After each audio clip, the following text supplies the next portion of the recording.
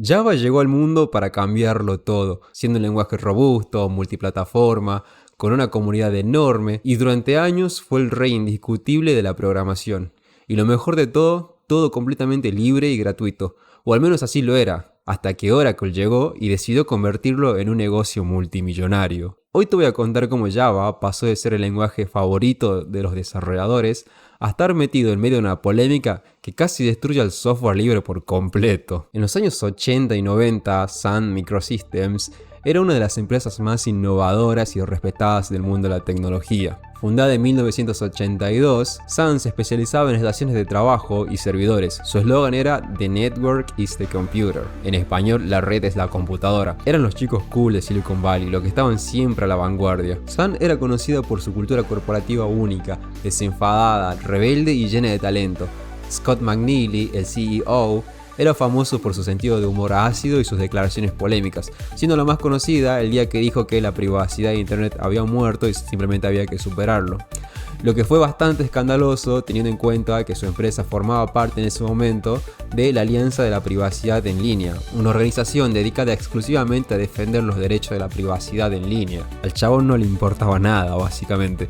Pero bueno, ese era su estilo, ese era el estilo de Sun, irreverente, inteligente y siempre pero siempre dispuesto a superar nuevos desafíos. Pero la verdadera historia de todo esto comienza a principios de los 90 con un proyecto secreto dentro de Sun llamado The Green Project.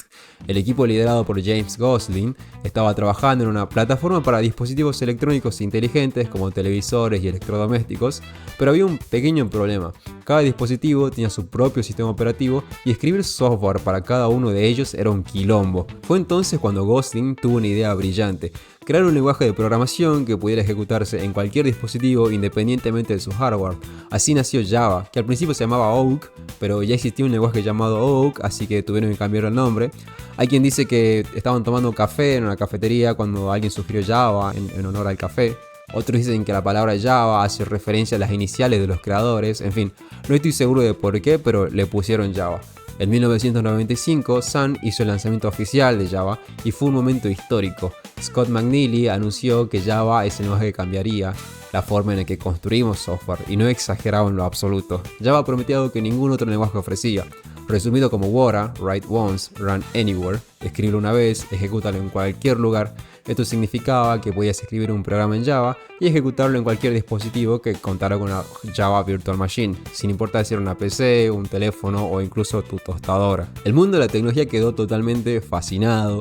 Java se convirtió en un lenguaje de moda y Sun Microsystems era la estrella del momento. Las empresas comenzaron a adoptar rápidamente Java para desarrollar sus aplicaciones web y sus sistemas empresariales. Así que digamos que fue una época dorada para Sun y para Java. Pero no todo era color de rosa. Microsoft, el gigante del software, vio desde un principio a Java como una amenaza, porque Java podía correr en cualquier dispositivo, y lo que era aún más peligroso para Microsoft, podía correr en cualquier sistema operativo. En otras palabras, no necesitabas Windows para correr aplicaciones Java, por lo que se trataba de una amenaza directa al monopolio de Bill Gates. Así que en este punto Microsoft ideó un plan diabólico para destruir Java. Microsoft era malvado. Bueno, probablemente lo sigue siendo en parte, pero bueno, nos dio a Xbox, el Xbox Game Pass. Ahora es el papá adoptivo de Minecraft. También es uno de los principales motivos por los cuales ChatGPT se logró desarrollar tanto. Así que no podemos odiarlo. El primer paso de su plan malvado fue adoptar Java, adquiriendo sus licencias y comenzando a desarrollar aplicaciones de alto rendimiento basadas en Java. Así que hasta ahí todo bien, apoyo. Pero luego decidió comenzar a mejorar Java, creando su propia versión de Java llamada Microsoft J++, que era compatible con Java pero con extensiones propietarias y muchas modificaciones que hacían que esta nueva versión solo fuera compatible con sus sistemas, engañando deliberadamente a los desarrolladores para hacerles creer que sus productos siguen siendo multiplataforma cuando en realidad ya no lo eran.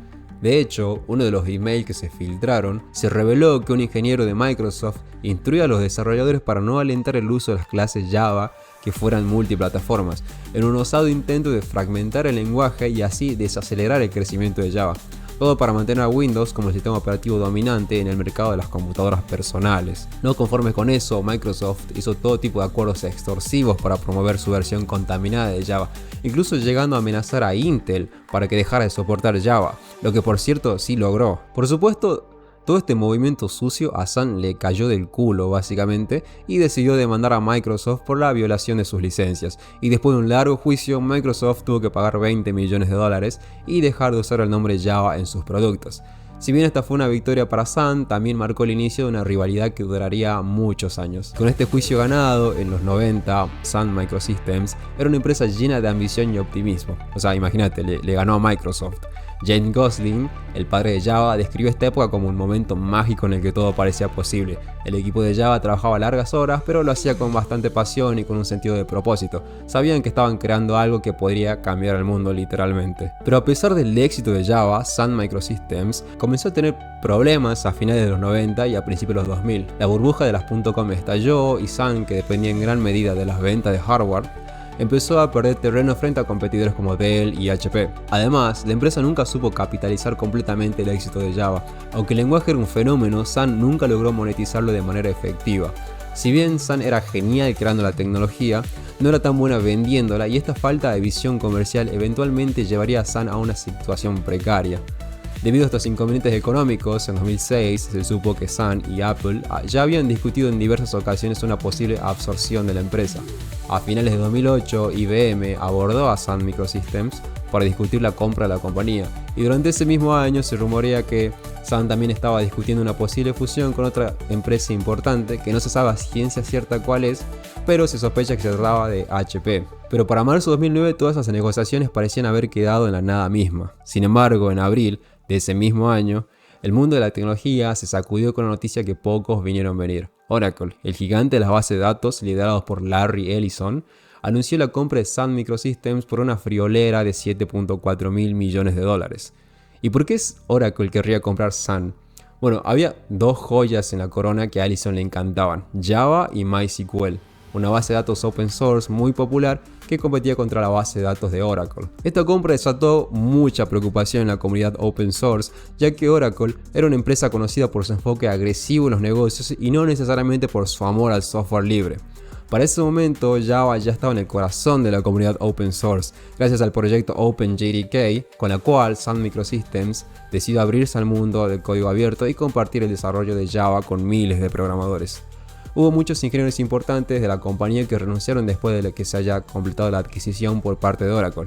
Entre ellos el mismo James Gosling, el creador de Java. De hecho, la mayor parte del directorio ejecutivo de Sun, incluyendo el CEO, renunció apenas se completó la adquisición. Con todo este escándalo de las renuncias, la comunidad realmente temía que Oracle no fuera capaz de preservar la identidad de Java o que tomara decisiones corporativas que perjudicaran la industria del software en sí misma. Y estos miedos se materializaron por primera vez con la noticia de la terminación del soporte de OpenSolaris.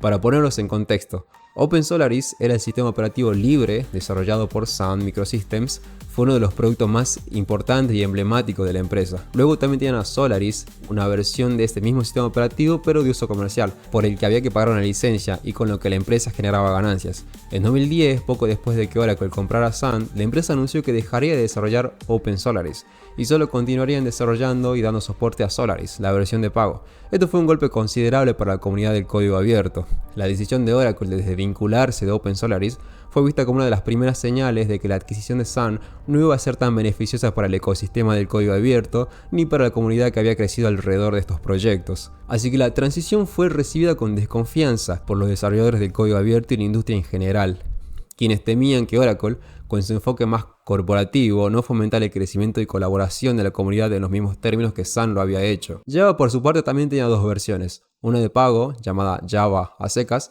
y otra versión libre y gratuita llamada OpenJDK. Y claramente existía el miedo de que de repente Oracle decidiera dejar de dar soporte a OpenJDK y solo se concentrara en monetizar la versión de pago de Java. Si bien esto no sucedió así directamente, sí que comenzó a tratar de monetizar Java más agresivamente. Por ejemplo, estableciendo que las versiones gratuitas tengan solo 6 meses de soporte y actualizaciones de seguridad. Es decir, que si querías desarrollar con Java de forma segura, tenías dos opciones: estar constantemente actualizando tu software para mantenerlo compatible con la última versión de Java, lo que implica un gasto significativo de tiempo y dinero en desarrollo, o bien pagar la licencia para continuar recibiendo soporte y las actualizaciones de seguridad. De una manera u otra estabas obligado a pagar una licencia tarde o temprano, si no querías quedarte atrás. Obviamente estos cambios de política no le cayó nada bien a la comunidad. Y hablando de traicionar a la comunidad del código libre, en ese mismo año, en 2010, Oracle llevó a cabo un movimiento que podría impactar en el futuro de todos los desarrolladores e incluso significar un enorme atraso en la innovación de la industria del software. Y es que en 2010 Oracle demandó a Google por $9.000 millones. La razón: Google había usado parte de Java, específicamente las API y algunas líneas de código, para desarrollar su sistema Android, su sistema operativo móvil.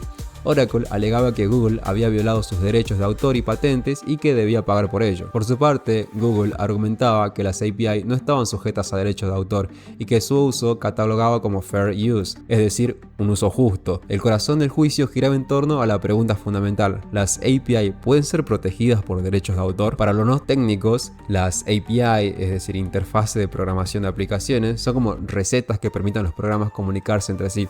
Oracle argumentaba que las API de Java eran propiedad intelectual y que Google las había copiado sin permiso. Google, por otro lado, defendía que las API son como un lenguaje común de los desarrolladores que se usan para crear software compatible.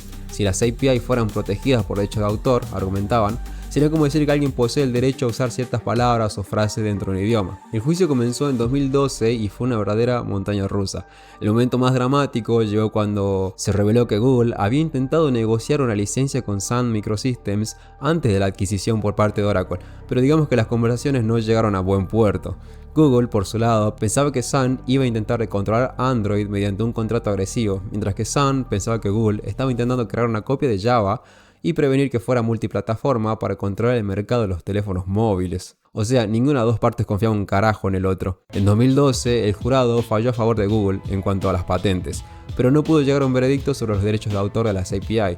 Esto dejó una puerta abierta para más batallas legales. En 2014, un tribunal de apelaciones revirtió la decisión y falló a favor de Oracle, diciendo que las API sí estaban protegidas por derechos de autor, lo que fue un golpe duro para Google y para la comunidad de desarrolladores en general. El fallo de 2014 generó una ola de preocupación en la comunidad de la tecnología. Muchos desarrolladores temían que si las API podían ser protegidas por derechos de autor, esto abriría la puerta a un sinfín de demandas y limitaría la innovación. Porque imagínate, casi todas las aplicaciones tienen alguna característica de interoperabilidad con otras aplicaciones de terceros. Además, esto significaría que a partir de ese momento, todas las compañías comenzarían a crear aplicaciones que sean deliberadamente incompatibles con el resto de las aplicaciones existentes para evitar cualquier tipo de problema legal, creando así un ecosistema más cerrado y con aplicaciones aisladas y, en definitiva, empobreciendo totalmente la experiencia del usuario final, que busca un entorno más accesible e integrado. Oracle, en su infinita avaricia, estaba destruyendo el sueño del software libre. El juicio llegó a su punto culminante en 2021, cuando la Corte Suprema de los Estados Unidos finalmente se pronunció. En una decisión histórica, el tribunal falló 6-2 a favor de Google, diciendo que el uso de las API de Java en Android era un uso justo y por lo tanto no violaba los derechos de autor de Oracle. El fallo fue celebrado por la comunidad de desarrolladores como una victoria para la innovación y la interoperabilidad. Aunque el fallo fue una victoria para Google, sí que dejó un sabor agridulce. Por un lado, la comunidad de la tecnología respiró aliviada al saber que las API seguirían siendo un bien común, y por otro lado, muchos se preguntaban qué hubiera pasado si Oracle hubiera ganado. ¿Habría sido el fin de la interoperabilidad y la innovación en la industria?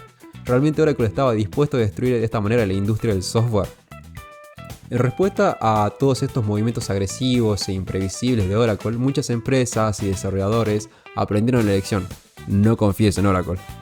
Y decidieron tomar el asunto en sus propias manos. Así fue como nacieron proyectos como Adoptium, una versión libre y gratuita y con soporte extendido de Java, libre de las garras corporativas de Oracle. También surgió Amazon Corretto, otra alternativa gratis con soporte a largo plazo de Java por parte de Amazon. Incluso el archienemigo de Sun Microsystems, Microsoft, tiene su propia versión gratuita de Java. Y algo curioso de todo esto es que después de todo este desastre, Oracle, que observaba todo esto desde la distancia, aunque seguía siendo un jugador bastante importante en el mundo de Java, su influencia estaba disminuyendo cada vez más. En un intento por recuperar un poco de terreno, Oracle anunció que ofrecería su versión gratuita de Java bajo el nombre de Oracle OpenJDK, pero para muchos esto fue demasiado poco y demasiado tarde. Ya lo odiaba básicamente toda la comunidad. Y así fue como Oracle no solo casi destruye Java, el lenguaje más popular del momento, sino el mundo entero del código libre. Pero por suerte la comunidad unió sus fuerzas para evitar el peor de los finales.